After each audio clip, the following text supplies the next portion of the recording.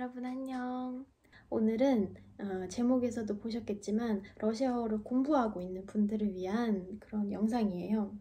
제가 러시아어 과외를 이미 한 5년 정도 하고 있고 또 러시아어 한국어를 동시에 가르치고 있잖아요. 그래서 되게 많은 학생들을 상대를 했었고 그 중에서도 토르플 1급과 2급을 가장 많이 가르쳤었어요. 그래서 그 친구들이 무엇을 어려워하고 그리고 한 번도 토르플 시험을 본 적이 없던 친구들이 무엇부터 헷갈려하고 갈팡질팡 하는지 잘 알고 있기 때문에 그런 저의 경험을 바탕으로 한번 이야기를 해보도록 하겠습니다.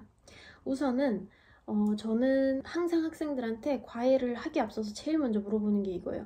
합격이 목적인지 아니면 높은 점수를 받고 합격하는 게 목적인지 혹은 그냥 회화 실력을 향상을 하고 러시아어를 공부를 하고 싶다.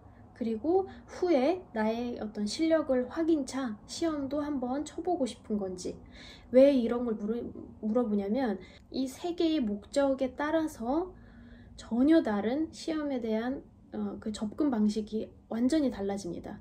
예를 들어서 나는 합격이 목적이다. 그럼 그 사람은 얼른 짧은 시간에 가장 효율적인 방법으로 빨리 합격을 해야 되겠죠. 충분히 가능합니다. 뭐 실력이 어느 수준인지는 모르겠지만 합격을 시키는 거는 크게 문제가 되지 않아요. 하지만 염두는 해야 되겠죠. 그 상황에서 실력을 향상하는 게 우리의 목적이 아니라 본인이 이미 가지고 있는 러시아 실력에서 합격을 하는 게 목적이니까요. 높은 점수도 바라면 안 되고 그냥 66 맞죠? 66%를 넘기기만 하면 되는 합격. 그리고 높은 점수를 받고 합격을 하고 싶다. 이랬을 경우에는 같은 방법을 실시하는데 시간은 훨씬 더 오래 둬야 되겠죠. 한 2배 정도. 뭐 문법 파트에만 한 달 정도 소요하고 5파트 되니까 뭐 한 4-5달 정도 소요하는 그런 방법을 택하고 가시면 됩니다. 그러면 이것도 실력을 크게 기대하기는 어렵겠지만 본인이 알고 있는 거에 대한 확신 정도는 심고 그리고 높은 점수로 합격을 할 수 있습니다. 그리고 세 번째, 나는 회화 실력을 향상시키는 게 목적이다. 그러면 아예 방법은 아예 달라져요. 그냥 이거는 전혀 다른 매체로 뭐 영상을 보면서 공부를 하건 어떤 텍스트를 많이 접하고 텍스트를 바탕으로 대화를 많이 해야 돼요. 듣기가 같이 적용되고 말하기를 같이 그 5가지 영역이 같이 응용돼서 공부를 해야지만 실력이 향상이 됩니다. 그래서 이것도 어느 정도 시간이 필요할 거고 일단 뭐 많은 친구들이 또 선생님 저는 토르플 1급을 치고 싶은데 쳐도 됩니까? 저 이 실력으로 할 수 있을까요? 뭐 이렇게 많이 물어봐요 친구들이. 저의 대답은 시험을 쳐도 돼요. 왜? 너무 많이 알고 있어. 이미 여러분은 1급을 쳐야겠다고 마음을 먹으셨으면 이미 많은 걸 알고 있어요. 이미 문법 파트 다 지겹게 많이 보셨죠? 근데 뭐가 없어? 왜 시험에 대한 확신이 없어요? 말 그대로 본인 실력에 대한 확신이 없는 거죠. 본인 실력에 대한 확신이 없다라는 건 뭐예요? 본인이 배운 거에 대한 확신이 없는 거죠. 그 말은 뭐냐? 알기만 한다는 얘기예요. 내가 배웠다고 해서 아는 게 아니죠. 근데 배우기만 했어. 약간 알기만 해. 근데 응용을 해본 적이 없는 거예요. 그냥 응용을 많이 시켜보고 많이 보고 그냥 진짜 여러분 항상 정답은 다이어트도 그렇고 덜 먹고 많이 움직이면 살 빠지죠. 이것도 공부도 그런 거예요. 많이 보고 많이 접하고 많이 익숙해지면은 더 배울 필요 없어요. 러시아어는. 그러니까 1급 같은 경우에는 더 뭔가를 새로운 걸 배울 필요 없어요. 본인이 이미 알고 있는 거를 확신으로 굳히는 연습을 해야 돼요. 내가 알고 있는 게 맞는 건가? 헷갈려. 이걸 굳혀야 돼. 이게 정답이구나. 이게 아니구나. 이거를 빨리빨리 구별을 해서 확신 있는 답 선택을 할 수 있는 실력으로 만들어 놔야 된다. 이거를 항상 이제 미리 좀 말씀을 드리고 싶었고 자 그러면은 제가 깊이 파트별로 다 들어가진 않을게요. 그냥 간단하게 말씀을 드리는데 좀 제일 중요한 것들 자 문법 파트를 한번 가볼게요. 우리가 가장 많이 1급을 준비하면서 제일 많은 시간과 제일 많은 노력을 투자한 게 아무래도 문법이죠. 왜냐면 쓰기에서도 우리가 필요한 부분이고 말하기에서도 필요하고 그쵸? 격변화 이런 게 너무 중요하니까 제일 중요한 게 뭔지 알아요? 문법은 문제가 나와 있죠? 한 문장 내지 많게는 2문장이 한 문제에 들어있어요. 그 말은 무슨 말이냐면 그 문제에 들어가 있는 모든 말 있죠. 모든 단어, 모든 무슨 뭐 전치사, 접속사, 뭐 모든 게 다 힌트란 얘기예요. 한 개도 쓸데없는 게 없어. 그거를 항상 기억을 하시면 되겠습니다. 두 문장이 있다? 왜 두 문장이 있겠어요? 뒷문장, 만약에 앞문장에 빈칸이 있어요? 그러면 뒷문장이 이 빈칸을 결정짓는다는 얘기예요. 힌트는 뒷문장이 있다는 얘기예요. 그걸 항상 기억을 하시고요. 두 번째는 문법 파트 같은 경우에는 제가 추천하는 공부 방법은 두 가지가 있어요. 만약 여러분이 시간적인 여유가 어느 정도 된다. 그러면은 한 모의고사당, 지금 여기 165문제가 들어있잖아요. 한 모의고사당 2바퀴를 돌리는데요. 첫 바퀴는 시간 무시하고요. 답변 무시합니다. 문제에 치중하는 공부 방법을 일단 택해요. 그 말은 무슨 말이냐면 한 문제를, 그러니까 문제로 나와 있는 그 질문 있죠? 문제 그리고 그 빈칸에 대한 연구를 시작하는 거예요. 풀이도 아니야. 아, 이게 이런 정답이구나. 이게 아니고 연구를 해야 돼요. 한 문장이 있으면 하나하나 다 이렇게 선을 그으면서 아, 얘는 주어구나. 얘는 단수구나. 얘는 과거형이구나. 아, 그리고 동사 또는 아니죠. 앞에 아, 이건 접두사구나. 이건 어근이구나. 얘는 어미구나. 얘는 여성명사구나. 얘는 중성명사구나.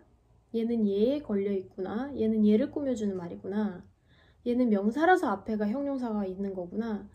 이 과정이 정말 지겹잖아요. 하지만 해야 돼요.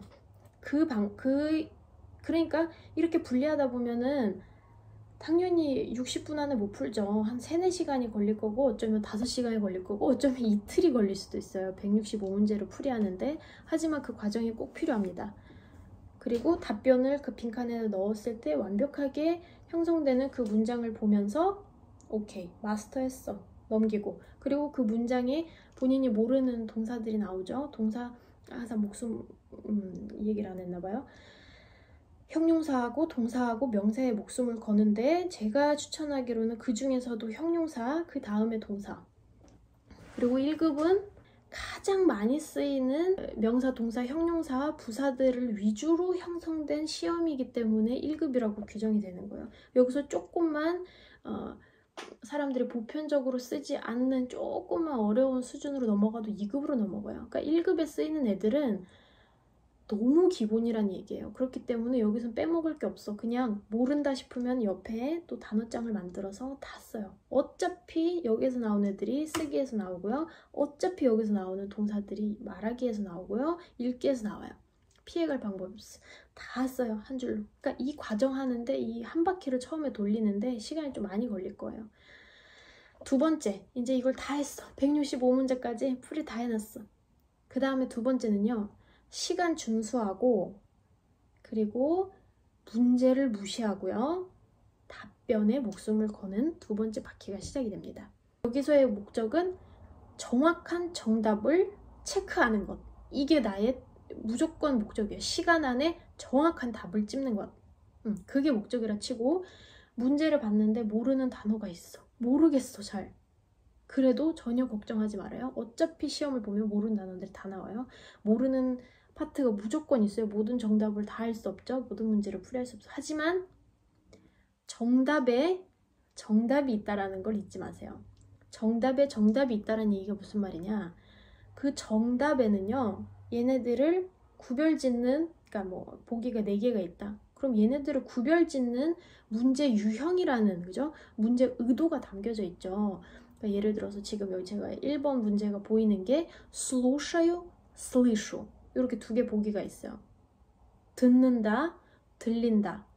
의지가 들어가고 의지가 들어가지 않는 것을 묻는 문장이잖아요. 그러니까 앞에 나와 있는 우리가 아까 연구했던 문제들은요.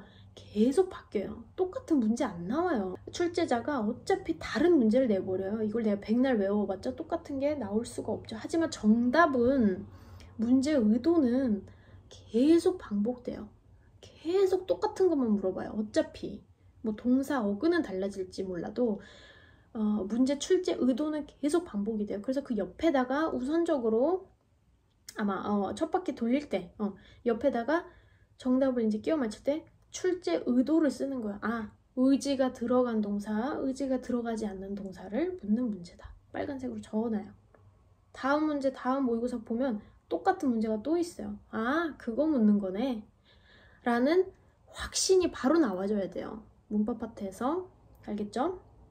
그리고 우리가 이제 두 번째 바퀴를 지금 돌리고 있잖아요. 그래서 아까 문제를 무시하라 그랬어. 이해를 못하겠지만 일단은 답변을 봤더니 의도를 바로 읽을 수 있겠어. 나는 아, 의지를 묻는 거구나.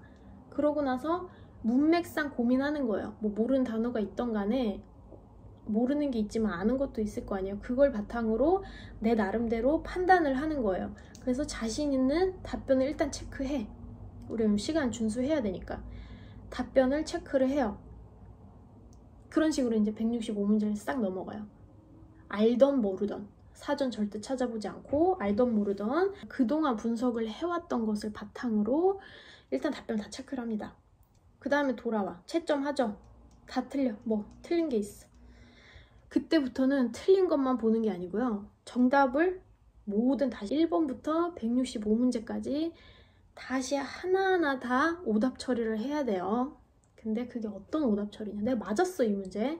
근데 답변을 맞은 거지. 답변이 아닌 애들이 왜 답변이 아닌지에 대한 설명을 할 수 있는지 없는지를 스스로 확인하는 과정을 2번 거쳐요.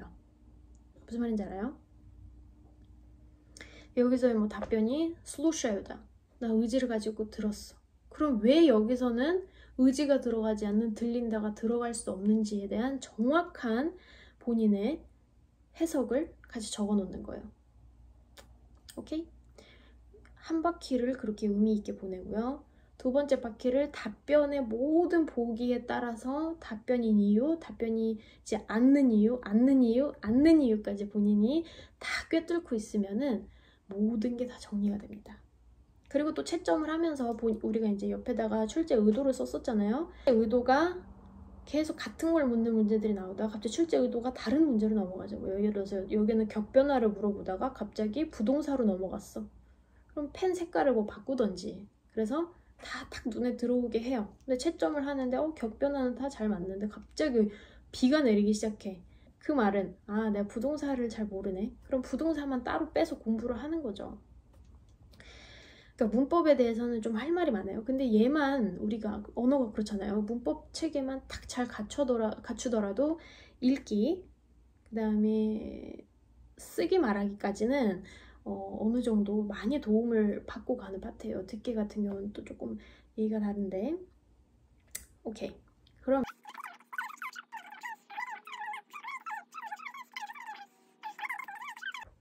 오늘 이야기가 너무 많이 길었는데 도움이 되셨을지 모르겠어요. 그냥 제가 이 영상으로 전하고 싶었던 거는 여러분이 이미 내가 러시아어로 공부해본 이력이 있고 문법을 잘 안다. 그러면 누구나 1급을 자신 있게 봐도 된다라는 거를 이야기를 해주고 싶었어요. 누구나 시험에 접근하는 방법은 다 달라요. 제가 생각을 했을 때 제가 지켜본 경험으로 이게 되게 효율적인 방법이라고 생각을 하지만 이 이외에도 방법은 너무 많아요. 그러니까 본인만의 방법을 고수를 하던 아니면은 또 자신에게 맞는 선생님을 찾아서 같이 길을 찾던 하면은 누구나 합격을 할 수 있다라는 그런 여러분에게 희망의 메시지를 전하면서 저는 이번 영상을 마무리하도록 하겠습니다. 여러분, 그러면